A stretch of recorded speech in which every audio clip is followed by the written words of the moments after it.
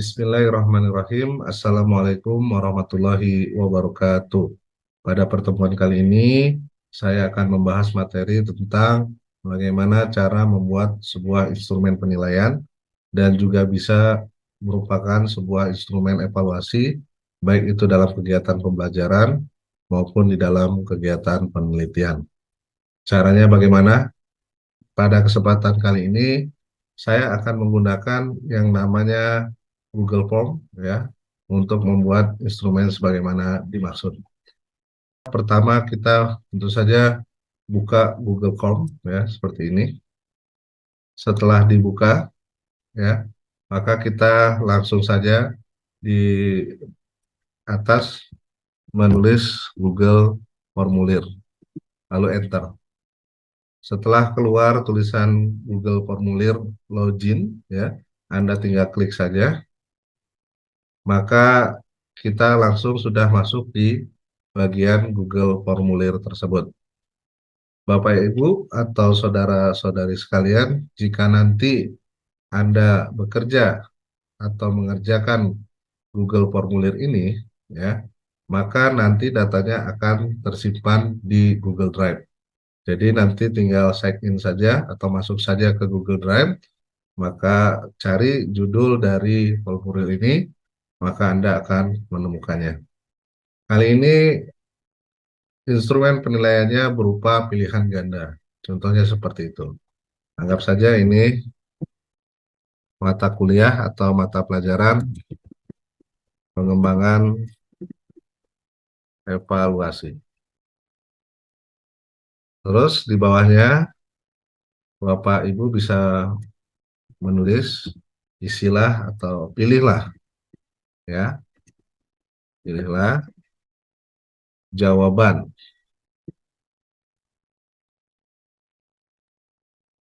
dari pertanyaan-pertanyaan berikut sesuai dengan apa yang Anda anggap benar. Jadi untuk narasinya kembali lagi kepada masing-masing inginnya seperti apa.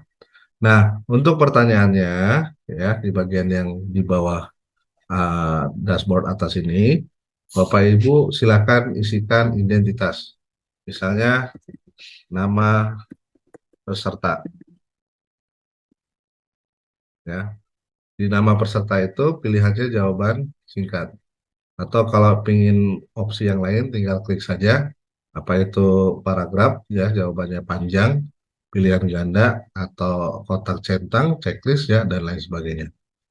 Setelah nama peserta, kemudian kita bisa tambahkan dengan cara menyalin atau duplikasi ya. Oke. Setelah diduplikasi nama peserta keluar, terus kemudian kelas ya. Lalu kemudian kita duplikasi lagi ya nomor induk mahasiswa atau nomor induk peserta. Untuk opsinya bisa wajib diisi ya, maka dicentang seperti ini posisinya. Jika tidak wajib diisi, tinggal geser saja, maka akan tertutup ya. Artinya begini, kalau dia mengisi, maka dia bisa ke tahap selanjutnya, tapi kalau tidak mengisi, maka dia tidak bisa melanjutkan ke tahap selanjutnya. Oke, selanjutnya pada bagian sebelah kanan bawah ini ada pembatas ya. Pembatas ini untuk membatasi kita. Jadi ini set kerja bagian awal yang harus diisi, sedangkan yang di bawahnya ini adalah halaman yang kedua ya. Jadi kita klik saja. Nah, ini sudah masuk ke halaman kedua. Kita isi saja misalnya soal dan jawaban. Baik ya, setelah kita menulis kata soal dan pilihan jawaban, maka kita akan mulai membuat pertanyaan. Jadi kalau mau membuat pertanyaannya kita tekan tanda plus di sini, yaitu tambahkan pertanyaan. Ya, oke, kita klik. Nah, pertanyaannya sudah muncul. Ya, pertanyaan pertama misalnya berikut ini merupakan prinsip pelaksanaan kegiatan evaluasi, kecuali tanda tanya. Opsi pertama misalnya adil. Tambahkan lainnya opsinya adalah edukatif. Tambahkan lagi opsinya sama rasa, sama rata. Tambahkan lagi opsinya keterbukaan. Atau kita ganti saja misalnya komprehensif atau menyeluruh. Nah, ini opsinya pilihan ganda. Kalau ada tulisan lainnya kita hapus saja. Ini ada tulisan lainnya.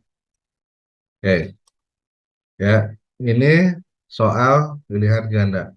Bagaimana cara membuat soal ini ada pilihan atau sudah ada kunci jawaban benar atau salahnya? Maka untuk membuat hal tersebut, Bapak Ibu silakan pindah ke bagian setelan. Kemudian jadikan ini sebagai kuis, ya. Kemudian pertanyaan defaultnya di bawah, usahakan buat pertanyaan tersebut wajib diisi oleh peserta. Begitu pindah lagi ya, tadi dari setelan kita pindah ke pertanyaan. Nah, maka sudah muncul nih yang namanya eh, poin dan penambahan kunci jawaban. Ya, kita refresh saja ya. Oke, di refresh ya seperti itu. Kita klik ya.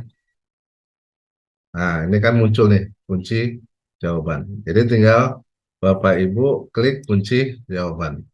Nah, pada bagian kanan ya, sebelah atas di sini kita bisa kasih skor soal ya untuk jawaban benar misalnya 10 ya. Lalu kita pilih di antara pilihan jawaban yang ada, misalnya sama rasa sama rata adalah jawaban yang benar. Maka kemudian kita klik selesai. Nah, begitu juga nanti yang lain, kita salin saja ya ke bawah ya, maka semuanya akan sama seperti yang tadi saya sampaikan. Jadi ini ada 20 poin karena satu soal skornya adalah 10 poin, ini ada dua soal, maka 20 poin. Ini soal yang kedua adalah copy paste dari yang di atas. Kemudian bisa dilihat di sini ada total poin 35. Kenapa ini bisa terjadi? Karena tadi settingan awalnya itu kita sudah membuat skor umum ya, jadi semuanya wajib diisi. Makanya di sini juga nama peserta kalau diisi ada skornya gitu. Maka dari itu kita pindah ke kunci jawabannya ya, identitas tadi kita nolkan saja. Oke ya, selesai. Terus yang juga yang bagian bawah ini sama ya, di kunci jawaban kita ubah roll juga selesai, dan satu lagi di nama peserta ya. Terus kemudian kita rubah kunci jawabannya 0 juga selesai. Maka poin totalnya adalah 20 seperti yang kita kehendaki tadi. Oke. Selanjutnya kalau sudah seperti ini ya, kemudian kita pilih ke setelan lagi ya. Di setelan ini kita pilih untuk mengirimkan jawaban. Sebelum kita kirim, usahakan kita pilih opsi untuk tidak mengumpulkan alamat email ya. Kalau kita pilih opsi mengumpulkan alamat email, otomatis yang emailnya sama kadang-kadang ditolak gitu kan, atau yang bersangkutan ternyata tidak punya atau meminjam handphone tersebut dari orang lain, ya otomatis dia juga tidak bisa mengisi ya, karena passwordnya ada yang mempunyai. Tapi kalau kita ingin general saja umum ya, siapa saja boleh mengisi tanpa harus mencantumkan email, maka kita klik jangan kumpulkan email. Tapi kalau kita menghendaki identitasnya diketahui, ya kita pilih yang telah diverifikasi dan lain sebagainya. Ya, kemudian settingannya sudah betul ini ya. Buat pertanyaan wajib diisi ya. Untuk formulir defaultnya ini sudah ya. Oke ya. Terus di sini kita ada pilihan untuk dilihat oleh responden. Apakah kita ingin membiarkan mereka mengetahui pertanyaan dan jawaban yang benar? Jika iya, centang biru begini. Kalau tidak, kita geser saja. Ya.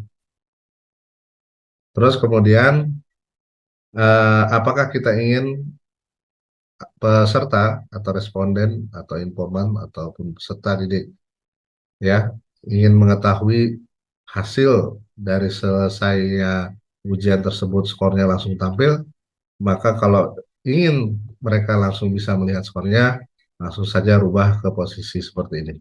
Ya, kalau tidak, maka tutup ya. Kalau kita iakan, berarti setelah mereka selesai mengisi, mereka akan tahu skornya berapa. Kemudian apabila sudah lengkap ya, Anda tinggal mengirimkannya kepada orang lain dengan cara mengklik kirim ya. Di sini kita ambil link saja ya, poin yang gambar seperti ini. Jangan email karena kita tidak akan mengirimkannya sebagai email ya, tapi mengirimkannya sebagai bentuk link. Jadi bisa dibuka di WhatsApp dan lain sebagainya, misalnya seperti itu. Kita klik linknya, karena terlalu panjang kita bisa persingkat, klik lagi di sini. Nah, kemudian disalin. Nah, link inilah yang nanti dibagikan ya, dibagikan kepada peserta ya. Terus kemudian ketika kita mau membagikan link, pastikan juga jawabannya itu dalam posisi seperti ini. Kita menerima jawaban ya. Kalau kita tutup, maka walaupun dia mengisi sampai selesai ya, sampai penuh, mereka tidak bisa mengisi atau mengirimkannya karena kita dalam posisi tidak menerima jawaban. Demikian yang bisa disampaikan pada pertemuan kali ini. Ya, semoga bermanfaat. Sampai ketemu dengan video-video lainnya. Akhir kalam, wabillahi taufiq walhidayah. Wassalamualaikum warahmatullahi wabarakatuh.